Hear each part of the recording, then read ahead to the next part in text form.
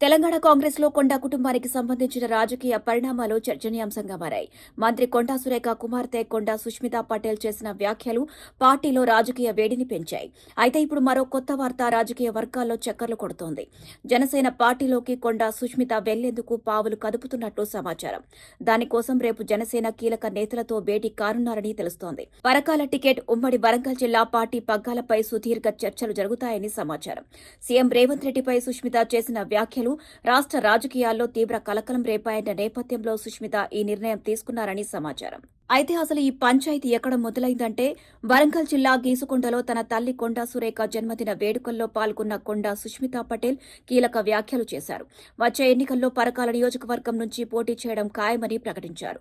Congress party ticket ఇస్తే party అభ్యర్థిగా బరిలో ఉంటానని, టికెట్ నిరాకరించినా స్వతంత్ర అభ్యర్థిగా పోటీ చేస్తానని స్పష్టం చేశారు. ఈ క్రమంలో రేవంత్ రెడ్డి ఎవరు అని సుష్మిత చేసిన వ్యాఖ్యలు పెద్ద చర్చకు తెరతీశాయి.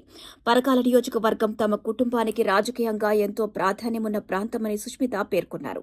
ఇటీవలి కాలంలో పరకాలలో జరిగిన బహిరంగ సభలో ముఖ్యమంత్రి రేవంత్ రెడ్డి వచ్చే ఎన్నికల్లో ప్రస్తుత ఎమ్మెల్యే రేవూరి ప్రకాష్ రెడ్డిని భారీ మెజారిటీతో గెలిపించాలని చేసిన వ్యాఖ్యలను ఆమె ప్రస్తావించారు. సంగారెడ్డిలో జగ్గారెడ్డి విషయంలో అధిష్టానం అవకాశం ఇస్తుందనే విధంగా మాట్లాడుతూనే పరకాలలో మాత్రం ముందుగానే ఒక అభ్యర్థికి మద్దతు ప్రకటించడం ఎందుకని ప్రశ్నించారు. తమ కుటుంబం కాంగ్రెస్ కోసం చేసిన సేవలను కూడా సుష్మిత ప్రస్తావించారు. రేవంత్ రెడ్డిని పీసీసీ అధ్యక్షుడిగా చేయాలనే ప్రతిపాదనతో తమ తల్లిదండ్రుల పాత్ర ఉందని చెప్పారు. పీసీసీ అధ్యక్షుడైన తర్వాత రేవంత్ రెడ్డి తమ ఇంటికి వచ్చి కొండా మురళికి ఎమ్మెల్సీ పదవి ఇస్తానని హామీ ఇచ్చారని, ఆ హామీ నెరవేరలేదని ఆరోపించారు.